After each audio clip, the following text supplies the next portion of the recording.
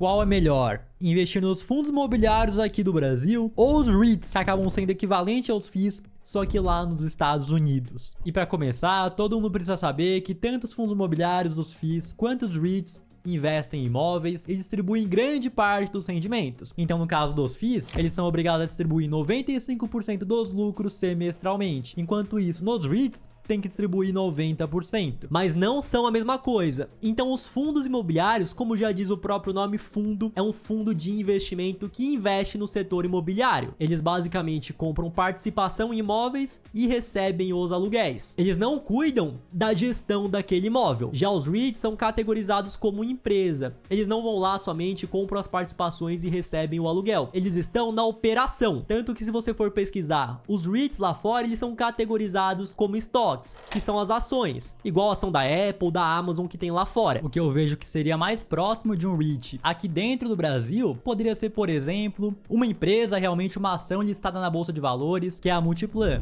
O principal negócio da Multiplan acaba sendo shoppings que eles têm, porém eles estão de forma muito mais ativa na hora de fazer eventos, na hora de cuidar dos shoppings, tem a logo da Multiplan em cada um deles, na hora de, por exemplo, construir outros imóveis para dentro da empresa, eles podem pegar dívida, eles podem se alavancar. Então vocês podem ver aqui que a Multiplan é uma ação, uma empresa. No caso dos dividendos, por lei, os fundos imobiliários são obrigados a distribuir semestralmente, mas praticamente todos os fundos imobiliários distribuem todos os meses. Já nos REITs, a maioria acaba pagando a cada 3 meses. São poucos que distribuem todo mês. Mas é óbvio que ele distribui a cada 3 meses, então quando o dividendo vem, ele vem maior porque eles são obrigados por lei também a distribuir 90% dos seus lucros. Não vai achando porque ele distribui a cada 3 meses que vai ser equivalente a um mês do fundo imobiliário. Uma diferença importante entre os REITs e os fundos imobiliários é que no caso dos fundos imobiliários, eles não podem se alavancar, então eles não podem chegar no banco e pedir dinheiro emprestado para comprar um imóvel. Eles não podem emitir uma debênture, por exemplo, e pegar dinheiro. Existem FIIs sim que possuem dívidas, porém pode acontecer, o fundo imobiliário foi lá, comprou um imóvel que já possuía uma dívida, ele vai lá e arca a dívida também. Ou então ele foi lá, comprou um imóvel e comprou parcelado, aquilo acaba virando uma dívida, mas não é daqueles casos que eu falei, de ir ao mercado e pegar dinheiro. Então os fundos imobiliários, quando precisam de mais dinheiro para conseguir comprar um novo imóvel, por exemplo, eles vão lá e emitem mais cotas. E aí você que tem cotas de fundo imobiliário, ele faz uma subscrição, você não participa, você é diluído, você tem uma porcentagem menor agora desse mesmo fundo. No caso dos REITs, é comum que eles peguem uma dívida, por exemplo, a uma taxa X, comprem um imóvel e com o aluguel daquele imóvel eles pagam a dívida e vão crescendo o patrimônio. Então eles realmente podem pegar a alavancagem,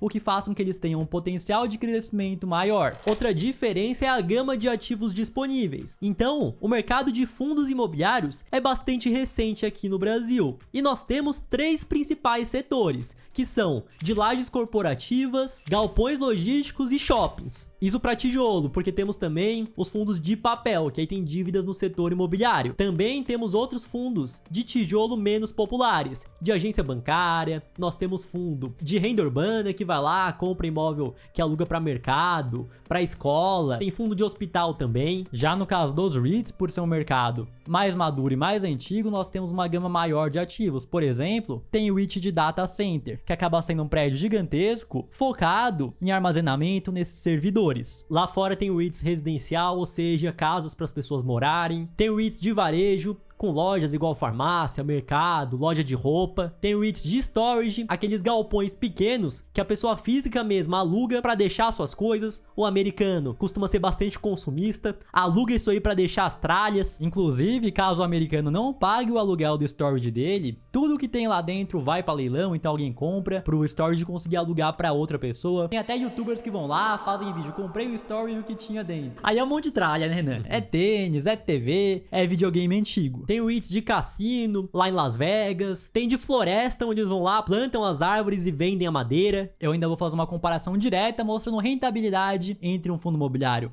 e um REIT, porém a parceira aqui do canal é a CoinFury. Lá você consegue investir no exterior, consegue comprar criptomoedas também, comprar Bitcoin, consegue inclusive investir em REITs também. Por exemplo, eu ainda vou mostrar para vocês esse REIT, mas ele tá aqui que é o Prologis, e através da CoinFury você consegue investir. E criando conta através do nosso link e colocando o código Gêmeos na hora da abertura, fazendo seu primeiro investimento de $50, você recebe uma recompensa em Bitcoin que pode ser de 3 até $250. Após fazer o seu primeiro investimento, clicando aqui no presentinho, a sua já vai aparecer. Já pegando o exemplo que eu dei para vocês, o PLD Prologis é um REIT de galpão logístico e vamos comparar com o maior fundo imobiliário da Bolsa do Brasil, que é o HGLG. Descendo um pouco mais, vocês podem ver que ele tem 5,34 bilhões em patrimônio, enquanto isso o PLD tem 57,92 bilhões de dólares, no caso, em patrimônio. Aí você multiplica aí, o dólar tá 5 e pouco, dá mais de 250 bilhões de dólares. Então é normal você ver a comparação entre REITs e fundos imobiliários, que o REIT acaba sendo muito maior, tem muito mais ativos, muito mais imóveis. Tem REIT que você puxa lá que tem mais de 15 mil imóveis. Com relação a dividendos agora, o dividend yield,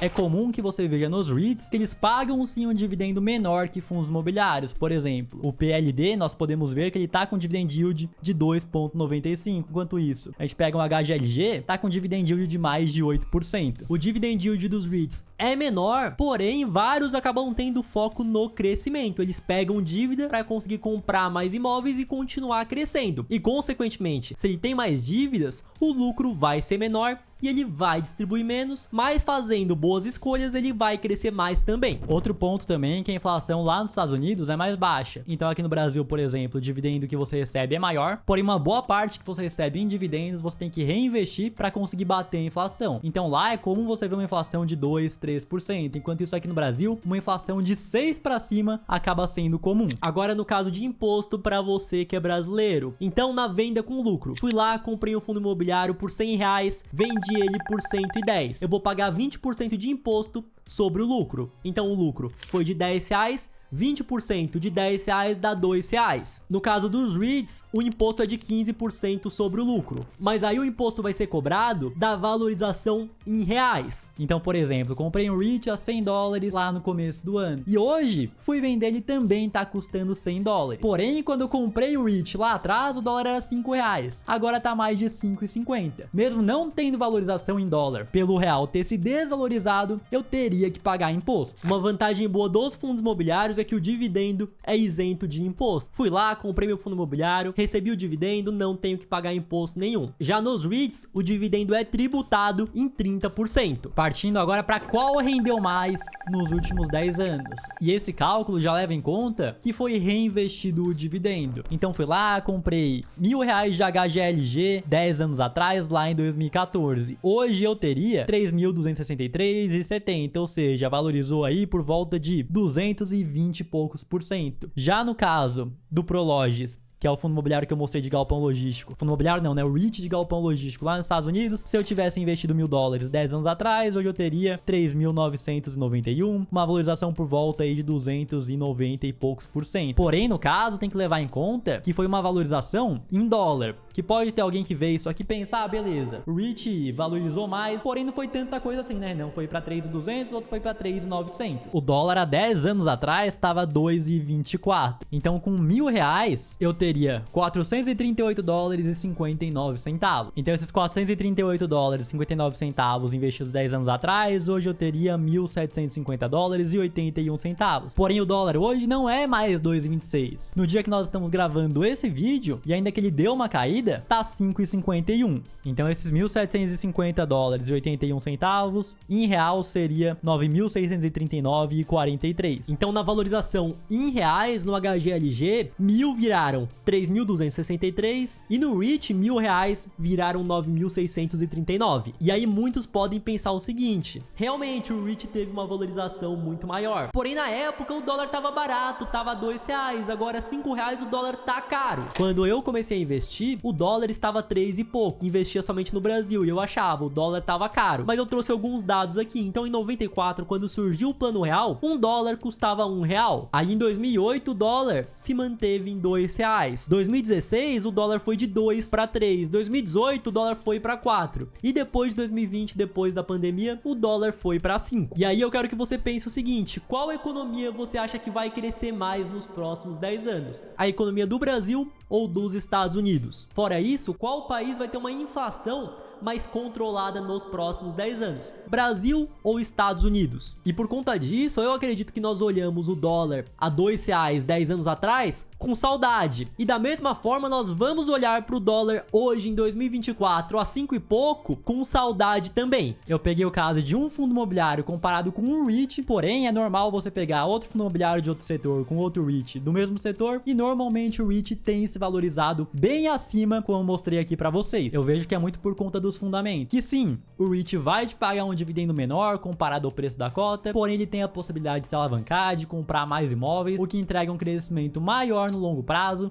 do que somente comprar os imóveis e você receber um dividendo mais alto ali todos os meses. Tô com a conta de FIRO aberta, vou comprar o PLD com vocês, lembrando que não é recomendação de investimento. Então já transferi meu dinheiro da carteira Spot para a conta de trading. Eu vou digitar aqui com vocês PLD, já apareceu. Vocês podem ver que uma cota hoje está custando $121, porém aqui no mercado americano você consegue comprar a fração de uma cota, não é que nem aqui no Brasil que você tem que comprar uma cota inteira. Então eu cliquei aqui em comprar, vou investir com vocês no caso, $50, beleza, cliquei aqui em comprar, abrir posição long, tá carregando e a ordem já vai ser executada. Tanto que aqui na minha carteira vocês podem ver que já aparece o PLD. Quer dizer que o fundo imobiliário, por ter tido uma rentabilidade menor, é um investimento ruim? E eu não acredito nisso. Na verdade, acho que tá bem longe disso. Tem que entender que são investimentos diferentes e eu vejo que o fundo imobiliário tem um fator muito importante que acaba ajudando bastante o investidor, que ele tem a isenção na hora de você receber o seu dividendo. Então, para quem vai lá, compra as cotas para investir pro longo prazo, não pretende vender, vai somente reinvestindo os dividendos, não vai ter que pagar imposto. O fundo imobiliário tá em uma economia que você já conhece, então para as pessoas que têm uma desconfiança grande na hora de investir, elas conseguem ver, ah, beleza, tô comprando aqui o XPML11, eu tô vendo shopping, Cidade Jardim, tô vendo shopping que eu realmente vou ser dono de uma parte. Enquanto isso nos REITs, não consegue ver de fato o imóvel que ela tá comprando lá fora. Para você criar a tua conta na CoinFree, o link tá na descrição e até o próximo vídeo.